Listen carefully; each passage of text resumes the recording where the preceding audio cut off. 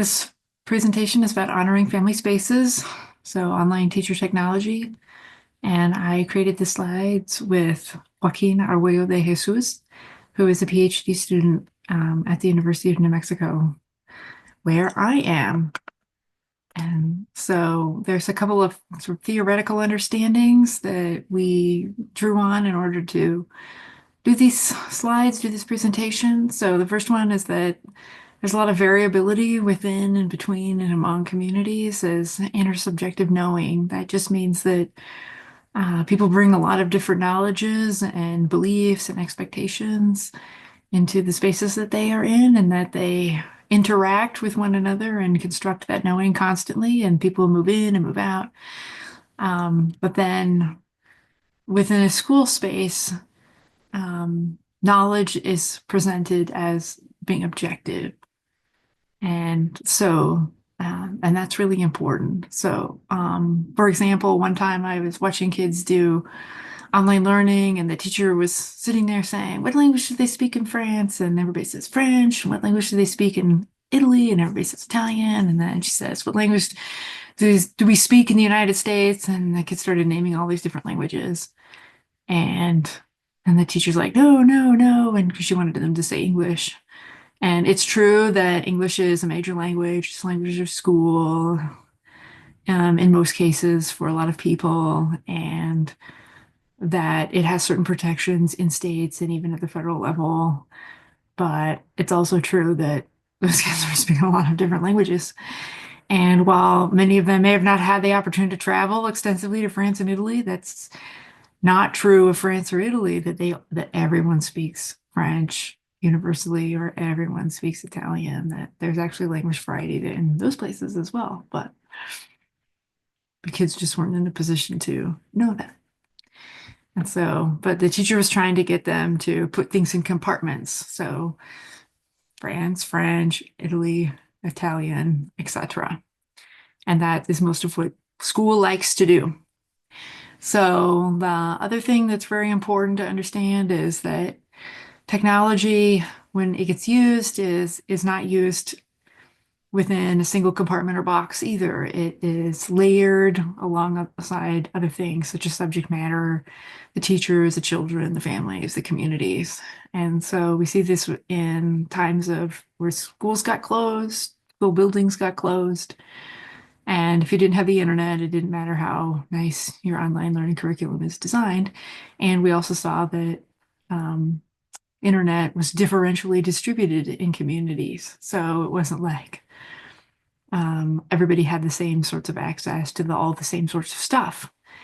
And because of that, then you get all sorts of opportunities for technology to be used and distributed in different ways, and for it to bring about all kinds of different issues, dilemmas, challenges, and also possibilities for students.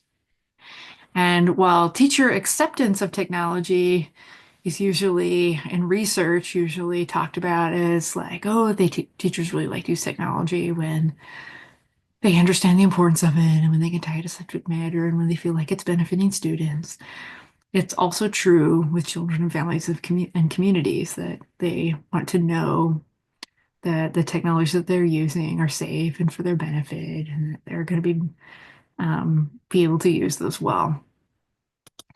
And so the thing that we want to talk about is that there's an implicit, obligatory entry into a family, home, work, or other space in an online learning setting, and it's a relational opportunity for trust building. And so in an in-person education setting, opportunities for teachers to be in students' homes are pretty rare. But online teachers are quote unquote invited in. So there's really no way to keep you out, because you can come in through video and audio, but even if you're working asynchronously, there's access to submission routines, data, and other traces of family activities. And that's true for people who are doing the learning, but also for family members that are not doing the learning.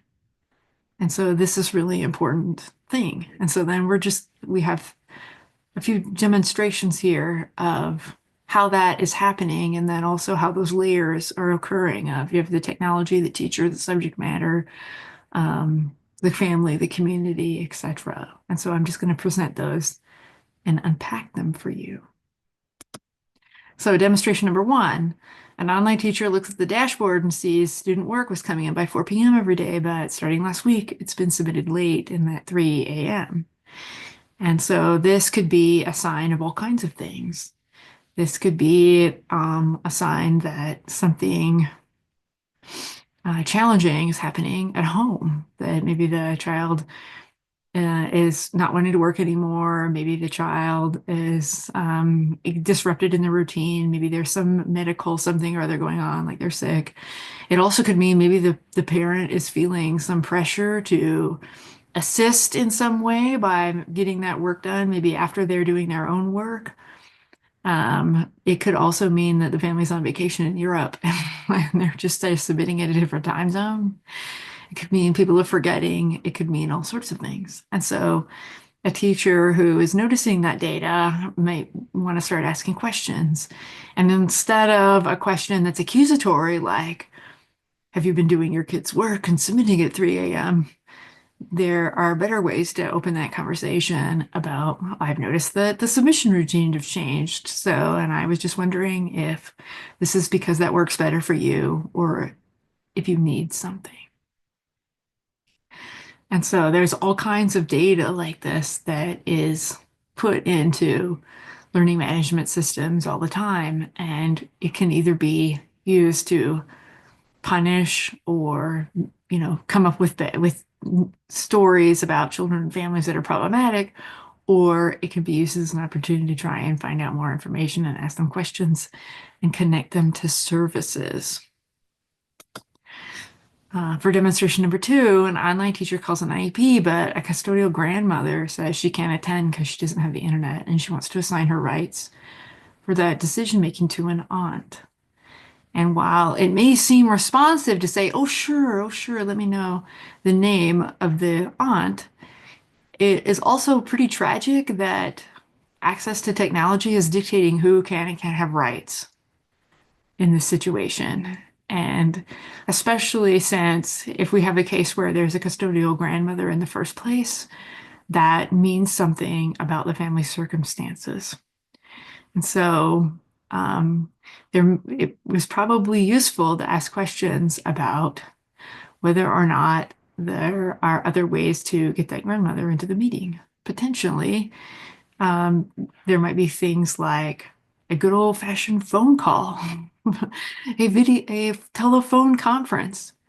There also may be ways in which there may be a way to get the grandmother a ride to the meeting so that she can be in a space, in an in-person space. There are also maybe some questions about if the grandmother is the decision maker on an IEP and this is an online schooling situation and the grandmother doesn't have the internet, then who's helping the child? And so then there's a disconnect between the decision maker and then who may be providing primary support. And those are really important questions to ask that you would learn and that you would learn about trying to use technology in order to benefit the child. And so those are important things to think of. So here's demonstration number 3. An online teacher starts using a new AI program to help children learn to be better writers, but a family needs help for their child's writing, but they're concerned about how data tracking programs might add to a digital footprint since their family has mixed status in the US. And mixed status means some people may are on a different pathway to citizenship. Some people may not be on a pathway for various reasons, etc. But they're concerned is the important part. And maybe some people are concerned for all kinds of reasons. And actually, people who have disabilities through national advocacy have been warning for some time that people with disabilities in adulthood get turned down for things like housing and medical care based on data that was collected about them when they were young.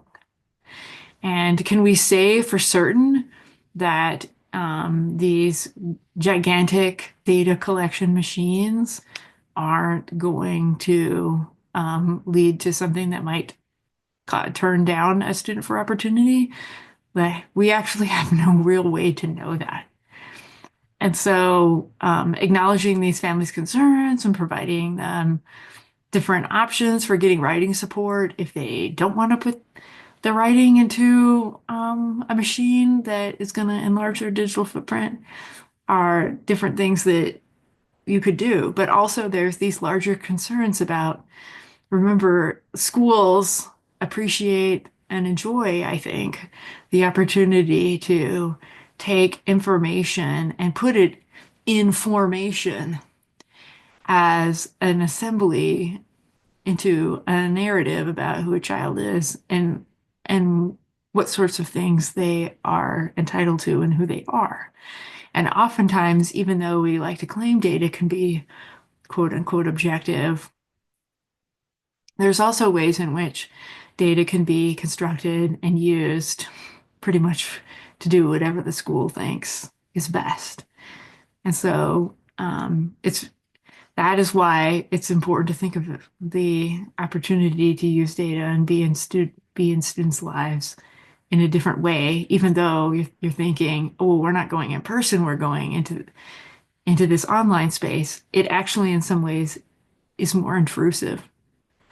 And so those things are important to remember about the kind of access you have as teachers to construct them using technologies and using the data that they produce. So here are some of the references from the research, and if you are interested in seeing any of that. Thank you so much.